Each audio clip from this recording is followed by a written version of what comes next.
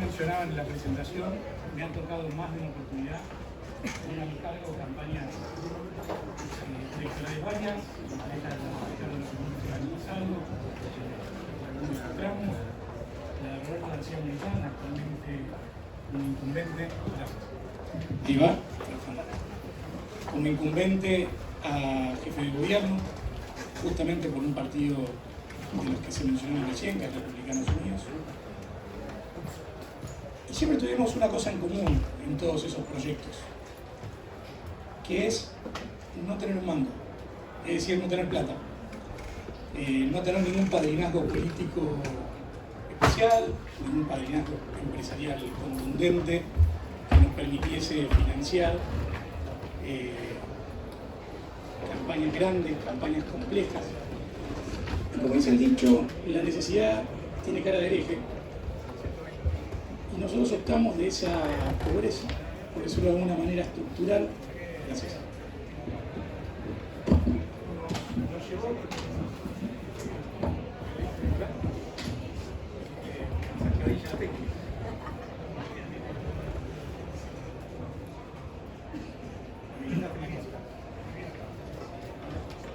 Bueno, hasta que no quede ni.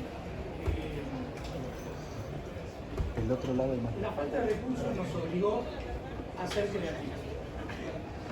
Ahora sí, gracias. Ya espero no tener que tener más interrupciones técnicas o de ningún otro tipo. En ese sentido, por favor, apaguen los celulares si todavía no lo han hecho. El problema de la disrupción es que no se encuentra en los libros. No surge de un manual, no hay un curso para aprender a hacerlo. La disrupción es básicamente un fenómeno de ruptura. Disrumpir no es ni más ni menos que quebrar un estado de cosas, una inercia, si pudiéramos pensar a la política o a la discusión pública como una sumatoria de vectores, ¿no?, que inciden en opiniones, voces, candidatos, proyectos que se discuten en la arena pública. La disrupción busca de alguna manera que la resultante de todas esas fuerzas, que la resultante de todos esos vectores cambie su cauce, cambie su sentido, cambie su intensidad. La pregunta de fondo es cómo podemos generar esa disrupción. No sirve para robarnos plata, no sirve para posicionar en una quizás conversación separada a un actor que de otra manera no tendría los elementos para pelear a la par del resto. Pero el gran desafío que tenemos como estrategas, el gran desafío que tenemos como formuladores de campañas es identificar cuál es la disrupción posible en función de la campaña que estamos encarando. Es decir, el análisis de la posibilidad disruptiva es 100% casuística. ¿Por qué digo esto? En el caso que estemos trabajando con un candidato, los candidatos, si bien algunos tienen más plasticidad que otros, no todo candidato puede hacer cualquier cosa. Digo, quizás tenemos la suerte de encontrarnos con algún candidato, como lo fue Antanas Mockus, no sé si lo ubican. ¿Cuántos conocen a Antanas Mockus? Mano para arriba. Bien, tarea para el hogar a todos los que no levantaron la mano. Googleenlo. Mockus era un académico, tipo muy interesante, que en una situación como esta, en realidad en una universidad, tenía un montón de estudiantes haciendo quilombo, ¿no?, haciendo un lío, no prestando atención, boludeando con los celulares como lo están haciendo algunos en este momento. Y para justamente recuperar el orden, ¿qué fue lo que hizo? ¿Alguien se acuerda? Se subió, ¿no? Bueno, estaba en ese momento en la arriba y les mostró. Les voy a ahorrar esa parte de la representación. Ya he tenido mi cuota de nudismo público para los que quieren vivir lo suficiente por un par de vidas, pero básicamente recurrió a un recurso heterodoxo como es mostrar sus nalgas, razón que lo llevó a ser rápidamente catapultado a la discusión pública, gente a favor, gente en contra. No importa, el punto es que tuvo lo necesario en términos de coraje o en términos de prescindencia del orgullo como para poder hacer algo osado, que algunos inclusive podrían catalogar como de mal gusto o ridículo, pero que indudablemente le sirvió para crecer en la conversación pública. No contento y no suficiente con eso, mantuvo su línea de disrupción, se disfrazaba bastante de superhéroe para mostrar saltando baches grandes en Bogotá y otras tantas cosas. Llegó a ser alcalde de Bogotá. Además de haber pasado por el Congreso, fue candidato a presidente y nada más y nada menos terminó, si no me equivoco, con el Partido Verde, tercero en las elecciones colombianas. Lo más interesante de Mockus es que era un tipo ilustrado, era una persona ilustrada.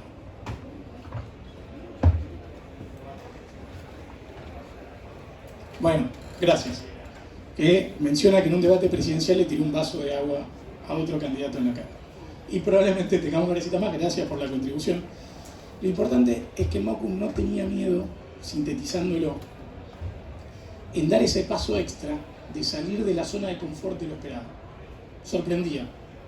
Y esa sorpresa casi permanente, que lo tenemos de hecho en muchos de los candidatos que han tenido una emergencia importante en los últimos tiempos, como Trump, que lograban en sus intervenciones sorprender o con un apodo, o con alguna definición, o con alguna caricaturización, o hasta con alguna cuestión gestual. Y esos gestos que de vuelta, la disrupción puede ir desde algo muy grande, como mostrar la cola arriba de un escenario, hasta cosas muy pequeñas, como usar un apodo determinado, lograr intencionalmente introducir lo que podría parecer un error.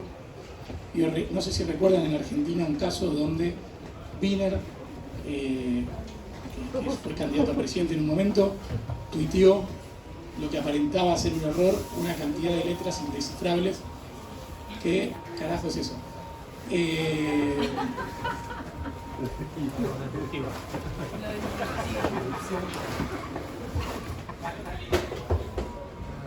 Siempre quise tener uno de esos. Bueno, igual no da, hay una cámara en el medio que está tapando, o sea, no sé quién sos, pero claramente no es ese lugar donde tenés que estar. Bueno, resuélvanlo, por favor, mientras yo trataré de no distraerme con... Es la redefinición del elefante en la sala, ¿viste? Es como, tenemos un dinosaurio en la sala. Sí, hizo una de más, ¿no? Digo, disruptivo y medio, pero... Ok, bueno, arreglarlo. No. A ver cómo la seguís. Así es la vida. Ojalá te sirva. Yo pensé que estaba preparado. El punto con este tipo de cuestiones que uno pueden aparecer en formatos varios, inclusive en forma de dinosaurio, es que rompen la inercia o la concentración del orador en este caso.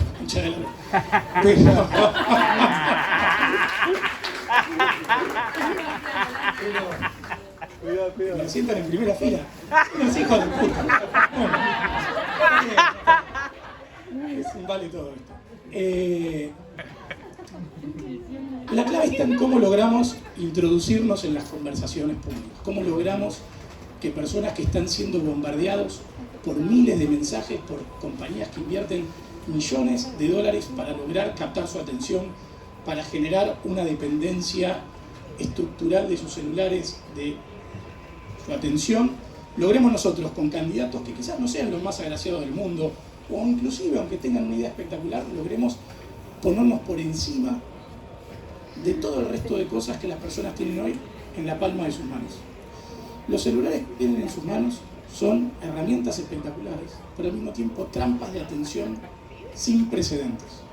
Y el problema que tenemos aquellos que nos dedicamos a la actividad pública, ¿cómo logramos que nuestros mensajes, que en muchos casos, o por lo menos yo así lo siento, y no trabajo en cosas en general en las que no creo, cómo logramos que un buen mensaje llegue? La verdad que el problema que tenemos hoy es que se han roto las jerarquías. Cada vez menos tenemos palabras de autoridad, programas de televisión o personas con prestigio público que puedan decir tal persona sabe o escuchen a tal persona que vale la pena. Y eso nos obliga sistemáticamente a aquellos que diseñamos campañas a ver la forma, por un lado, de generar comunidades, pero por el otro lado, de generar disrupciones en el proceso de atención de las personas que los obliguen a mirar lo que nosotros queremos que miren, que le presten atención a aquello que nosotros queremos que miren y sobre todo que lo comenten. La clave de la disrupción está en meternos en las conversaciones de las personas, es lograr que comenten, que mencionen, que refieran, que interactúen con nuestra... Me voy a alejar del dinosaurio si no le sacan fotos a ese hijo de puta, me sacan fotos a... Igual si le sacan y me roban me sirve también, pero traten, hacemos acá, así no alimentamos al monstruo. No sé si recuerdan un capítulo de Los Simpsons, ¿no? Que estaba todo Springfield copado por monstruos gigantes y le aparece Polanca cantando "No miren a los monstruos", como manera para matarlos. Y ese también es un poco el desafío que tenemos para desactivar este tipo de cuestiones, es restarles la importancia relativa que tienen dentro de nuestra conversación en este aula. Pero a la inversa, el desafío que nosotros tenemos puertas afuera es cómo lograr que nuestro pequeño candidato, que nuestro pequeño proyecto, que el issue que queremos visibilizar, sea tenido como parte de la conversación pública. Y ahí me animaría a decir que tenemos que ir a recursos que no están normalmente dentro de la paleta de colores de la política tradicional. ¿Por qué? Porque la política tradicional ya tiene una dinámica de funcionamiento, ya tiene una serie de reglas de juego. Ya está tarifada en sus distintas dinámicas, donde en general aquellos que son los tenedores del poder, digo, aquellos que integran, se te quedó sin pila, ¿viste? Cagaste, a ver. Ganamos por cansancio. Así que... Bueno, es importante cuando vayan a hacer estas boludeces que planifiquen todos los detalles. Pero, más allá de las restricciones técnicas que pueden tener los dinosaurios, lo importante es tener en claro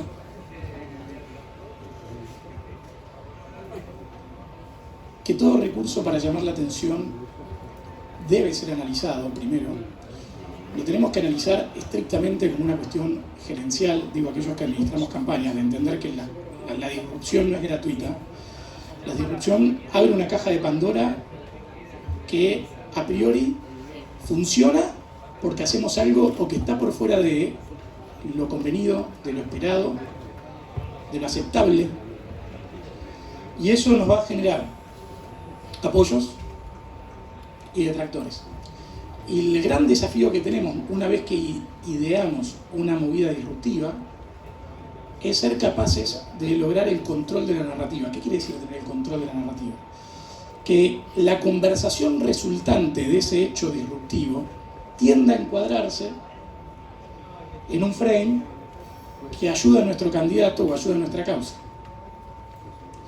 Le voy a poner un caso práctico con un ejemplo personal. Una vuelta tuve una etapa más excéntrica de mi vida que esta, ¿no? Y en un momento me había calentado con que quería comprarme una capa turca. ¿Por qué? Porque sí. No, digo, no hace falta tener por qué. Y me compré una hermosa capa turca y no tuve mejor idea que ponérmela para el casamiento de una de mis primas. Lo cual fue bastante resistido por la familia, porque además no había un porqué. Era porque me compré una capa, me gasté un huevo de plata y la quiero usar. Y el momento más lindo de la fiesta es que en un momento se acerca un chiquito y me pregunta a qué hora arrancaba el show de magia.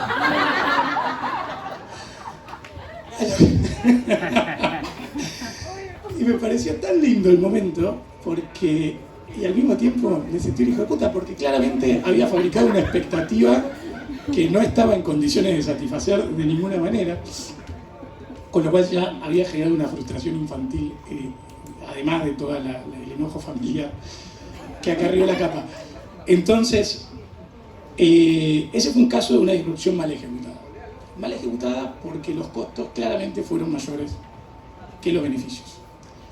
Podría contar otra serie de cosas que hemos logrado hacer como temas exitosos. Un caso práctico en una campaña reciente con García Moritán fue haber traído arriba de la mesa la discusión en torno a la demolición de un edificio público, el edificio de desarrollo social que está en el medio de la ciudad, en el medio de la 9 de julio. Un edificio que de hecho, si uno lo estudia seriamente como decimos nosotros, te das cuenta que se puso un edificio en el medio de la avenida más importante del país porque se construyó antes del cambio de la traza de esa avenida. Pero aparte, con tanta impericia el gobierno diseña su estructura administrativa que puso al Ministerio de Desarrollo Social en medio de ese edificio que está en el medio de la 9 de julio, que es lo que termina pasando sistemáticamente en Buenos Aires, se ve bloqueada por demostraciones, manifestaciones, piquetes, etc.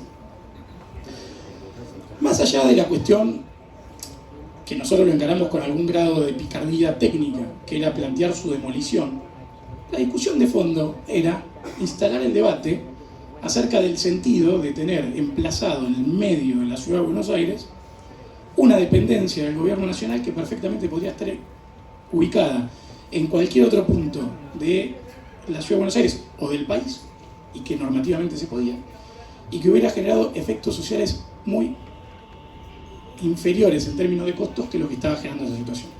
Bueno, planteamos el debate, presentamos el proyecto de ley, hicimos un trabajo jurídico más que pertinente, y todo el tiempo el equipo de abogados, yo soy abogado, ¿no? Todo el tiempo el equipo de abogados nuestro venía y decía, pero Yamil, nos van a pelear que el punto y la coma. Le digo, muchachos, si llegamos a estar discutiendo los puntos y las comas del proyecto y la viabilidad jurídica de esto o aquello, ganamos.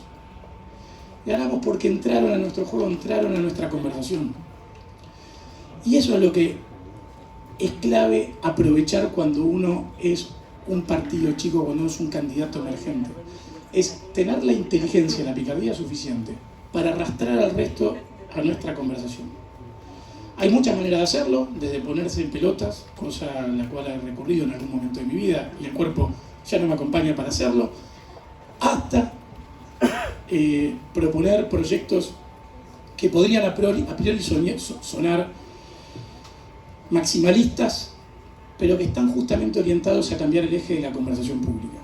La responsabilidad acerca de dónde trazar el límite es de cada jefe de campaña, de cada ejecutor, pero lo que les puedo asegurar es que, salvo que tengan mucha plata, salvo que sus campañas cuenten con mucho financiamiento, ser disruptivo no es una opción, es una necesidad. Es fundamental que encontremos las maneras de captar la atención desde detalles simples, como ponerse una capa de mago o mostrar las nalgas, generar apodos, comunicar de manera distinta o en lugares distintos. Es que yo, desde hacer un podcast desde el baño, esto se me acaba de ocurrir, es una buena idea. No importa, el punto es desafiarse, el punto es ver qué falta en la plaza que les toca trabajar a ustedes, qué puede hacer su candidato, qué le sirve, qué skills tiene. Y eso los va a obligar a mirar afuera de lo dado. Van a tener que mirar obras de teatro, van a tener que mirar películas, van a tener que leer libros, van a tener que inspirarse, porque ser disruptivo es fundamentalmente un proceso creativo. Y un proceso creativo por fuera de la lógica tradicional de ejecución de campañas. Para ser disruptivo hay que ser un líder, hay que estar dispuesto a explorar aguas desconocidas. Por definición, disrupción implica un ejercicio de liderazgo. Y distintos jefes de campaña, distintos administradores de campañas, servimos para distintas cosas. Algunos, y probablemente sean mucho mejores que yo en eso, son buenos para administrar campañas tradicionales. ¿Por qué? Porque implica un ejercicio de administración de determinados recursos, asignarlos a determinados canales de comunicación tradicional, con candidatos más o menos tradicionales, y probablemente logren un resultado normal. Ahora, para campañas donde los recursos son escasos, donde el tiempo es limitado, o donde los incumbentes que tenemos enfrente son muy fuertes, es indispensable recurrir a estrategias de riesgo. Y ahí, cultivarse en el arte de la disrupción es fundamental para poder seguir acumulando poder o seguir creciendo. Y fíjense un dato no menor, nuestro cerebro tiende a tener un sesgo, que es que siempre le presta más atención a lo nuevo que a lo normal. Generalmente las variaciones en términos probabilísticos leves no son captadas por nuestro cerebro. Digo, ustedes probablemente no hayan reparado en la persona que tengan enfrente de ustedes en este momento, a pesar de que la están viendo, o la que está 2 filas más adelante, y hasta todos ustedes ya más o menos normalizaron que tenemos un dinosaurio en la sala, como lo hice yo. El punto de la disrupción es también saber usarla en cantidad suficiente para que no se termine convirtiendo en un recurso normalizado. Entonces, paradójicamente, dentro de una estrategia disruptiva también hay que ser lo suficientemente creativo para no quedar caricaturizado o preestablecido como el que hace boludeces o el que recurre al atajo. Igual se los van a decir. Igual se los van a decir. ¿Por qué? Porque cualquier estrategia disruptiva necesariamente va a incomodar a los que son de alguna manera beneficiados por el statu quo. Y probablemente su candidato, salvo casos psicológicos muy puntuales, se asuste, tenga dudas, tenga miedos, desista en el medio, y eso nos lleva a otro elemento del problema de la disrupción, que tiene que ver en cómo logramos la contención psíquica de nuestro candidato para que se mantenga apegado a una estrategia de riesgo. No es fácil, porque todos somos humanos. No es fácil porque todos tenemos amigos, todos tenemos familiares que pueden ver lo que hace nuestro candidato, comentarlo, y hasta él eventualmente puede sentirse expuesto. Y son temas que nosotros debemos computar a la hora de diseñar nuestras estrategias. Porque otra cosa también muy peligrosa cuando encaramos procesos de este tipo es que en el blackboard, digo en el pizarrón, sea consistente y suene bien, pero por fallas en la ejecución, porque nuestro candidato no logre encarnar el actor que necesitamos que encarne, que no logre encarnar el rol dentro de la narrativa que estamos tratando de construir, la historia se nos salga de control, la narrativa se nos salga de control y fabriquemos un problema que después tengamos que administrar y probablemente nos cueste nuestro trabajo. Entonces, usarlo con precaución, pero amíguense con la idea de pisar afuera de la línea. La historia ayuda a los que ya están en el poder. La historia de cómo se vienen haciendo las cosas, digo, esta suerte de inercia sistémica, es funcional a los que hoy ya están sentados donde están sentados. Y tenemos una oportunidad espectacular con la emergencia de las redes sociales, con la posibilidad de establecer comunidades de manera directa, de quebrar las hegemonías en cada ámbito donde elijamos dar la discusión. Y de vuelta, cualquier recurso es válido. Cada uno de nosotros tendrá su límite moral, ético, psicológico, de hasta dónde es admisible esto. Lo que quiero, por sobre todas las cosas, dejarle claro es, depende de ustedes. La cancha hoy está configurada de manera tal donde rápidamente podemos pasar a tener un lugar protagónico en la conversación pública. Solamente hace falta comprarse una capa, animarse a ponérsela y ojalá no terminar siendo magos. Que tengan muy buen día. Esta ha sido la conferencia de Javier Santoro. Por favor, les pedimos la foto con Santoro. Y la foto con el dinosaurio, ahora acabó. Afuera. Vení, te vas a sentar. Bueno. ¿Puedo hacer una pregunta rápida? Puedes hacer una pregunta rápida. Bien. Para salir, dinosaurio. Sobre el proyecto de ley que has mencionado de Sí. Robert García Moritán, Sí, o sea, entiendo la intención de demoler, digamos, el edificio que yo personalmente llamo de edificio de la pobreza, sí. que se ubica en la mejor avenida del país. Ujú. Pero jurídicamente, la intención está todo perfecta, ¿no? Pero jurídicamente y constitucionalmente, cuando uno entiende, digamos, las leyes provinciales y federales, ¿cómo vendría a ser este proyecto? Ok. Te la hago súper breve y súper simple porque entiendo que tiene que seguir ahora en otra conferencia.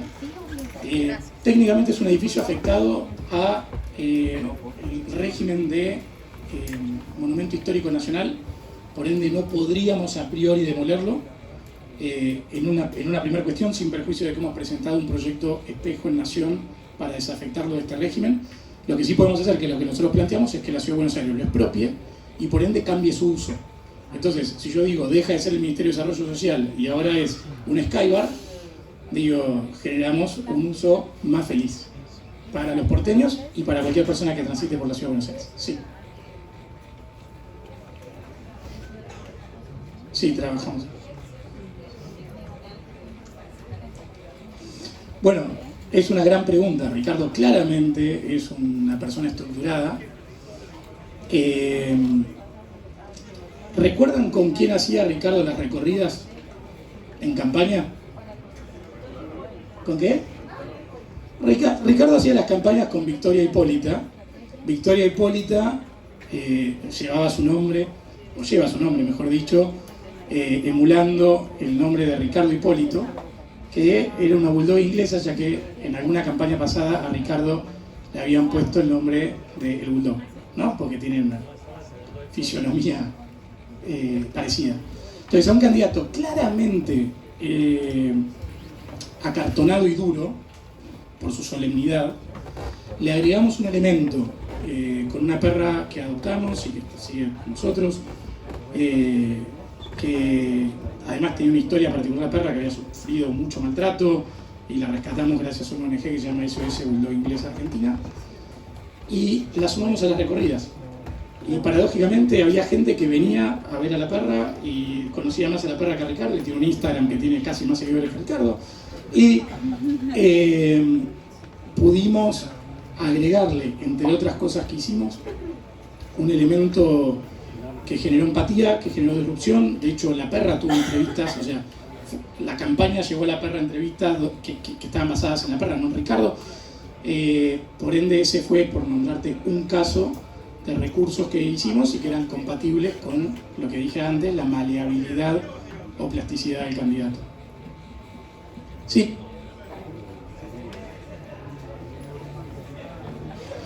Bueno, gran pregunta. Y la respuesta es, lo vas a saber con el diario del lunes. Es decir, no hay manera de saber dónde empieza la línea entre el ridículo y la disrupción, sino en cómo se termina contando la historia. Y lo que es importante también entender es que probablemente el hecho disruptivo que ustedes fabriquen va a tener múltiples interpretaciones, y también lo que ustedes tienen que analizar es, en función del segmento al cual quieren impactar, cuál va a ser la interpretación puntualmente en aquellos segmentos que ustedes quieren priorizar. Es imposible agradar a todo el mundo, y normalmente las cuestiones disruptivas van a generar antipatías. La clave está en que generen las antipatías en los segmentos que queremos que no nos quieran y generen las simpatías en los segmentos que queremos que nos quieran. Y después, de vuelta, esto es tomar riesgo, no es matemática, por ende puede salir mal. Puede salir mal por un montón de factores, entre ellos, y es muy importante, la ejecución del candidato. O sea, los candidatos pueden ejecutar mal situaciones de riesgo, entonces sirve ensayarlas, sirve practicarlas, sirve darle un poco de frame a la situación previa para que a la hora de la ejecución termine donde queremos que termine. ¿Estamos bien de tiempo o tengo que cortar? Tengo que cortar, pero si quieren, afuera seguimos charlando los que tengan ganas. Quiero agradecerles de nuevo a todos los que han asistido, menos al dinosaurio. Que tengan un buen día. Esta fue la conferencia de Samir Santoro. Muchas gracias, Samir. De nada, y fotos afuera dijiste, ¿no? Sí, por favor.